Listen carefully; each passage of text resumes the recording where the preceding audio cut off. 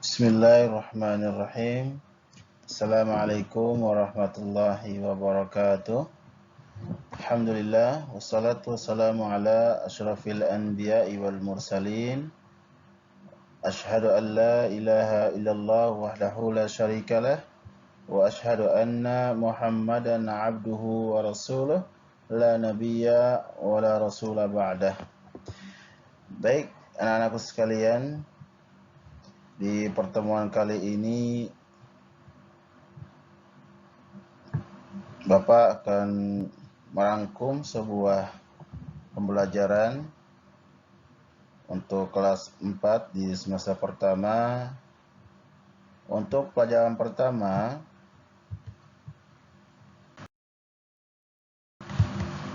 yaitu tentang kiamat sugro. Kiamat sugro adalah kiamat yang terjadi ketika manusia masih berada di dunia. Kiamat sugro juga disebut sebagai kiamat kecil.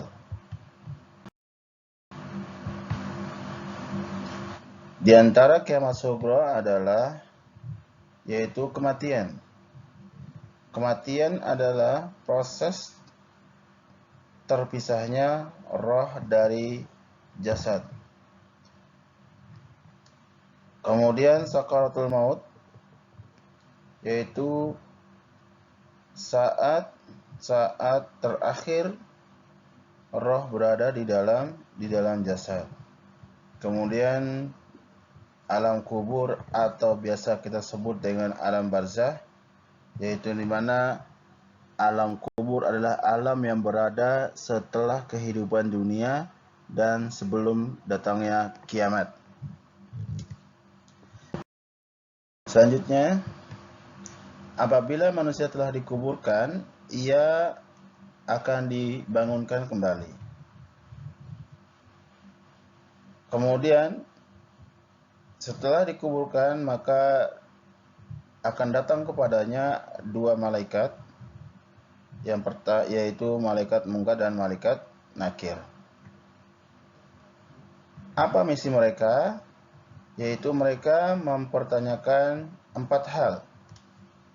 Di antaranya ialah siapa Tuhannya, siapa nabi yang diutus kepadanya, apa agamanya, dan apa kitabnya.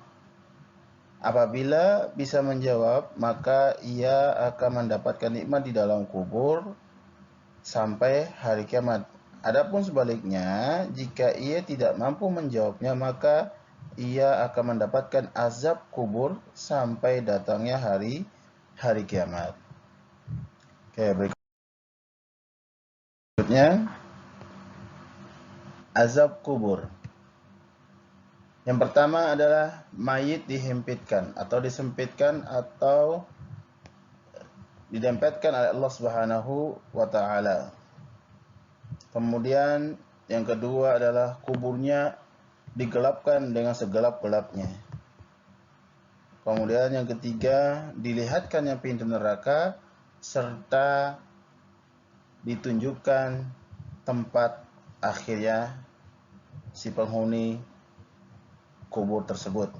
Kemudian merasakan hawa panas serta bau dari api neraka tersebut, dan juga dia ditemani oleh amal buruknya yang pada saat itu berubah wujud manusia yang buruk rupa dan juga menjijikkan. Selanjutnya, setelah dari tadi azab kubur, kita masuk ke nikmat kubur. Bagi hamba yang dapat menjawab pertanyaan malaikat di dalam kubur, maka kuburannya akan menjadi yang pertama, kuburannya terang. Yang kedua, kuburannya luas. Yang ketiga, dapat melihat pintu surga dan juga ditempatkan atau ditunjukkan tempat nantinya. Keempat, dapat mencium aroma surga. Dan yang kelima, ditemani oleh amal solehnya yang berwujud manusia yang berwajah tampan dan menyenangkan.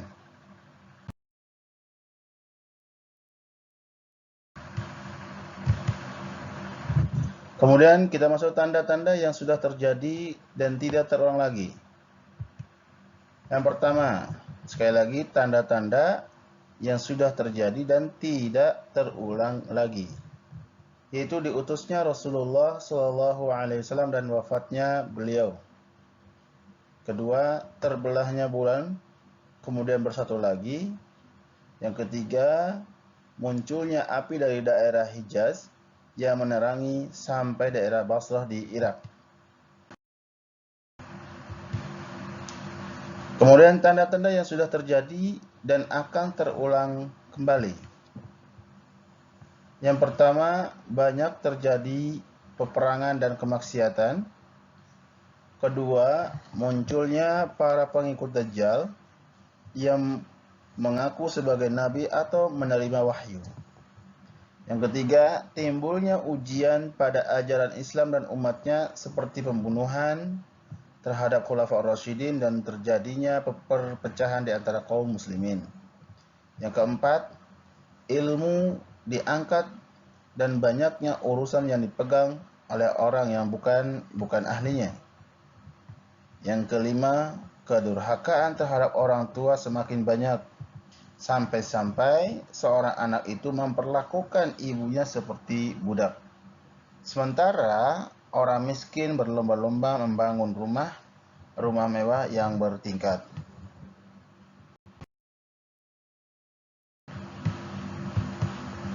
Kemudian tanda-tanda yang pasti akan terjadi. Yang pertama, kembalinya Jazirah Arab menjadi daerah yang subur, dan yang kedua, terusirnya umat Islam dan mereka terkepung di dalam kota Madinah Al-Munawwarah. Baik, itulah rangkuman-rangkuman dari pembelajaran pertama, yaitu kiamat Sughra. Nanti insya Allah kita lanjut ke pembelajaran 2, dan juga jangan lupa like, share, and subscribe. Terima kasih. Assalamualaikum warahmatullahi wabarakatuh.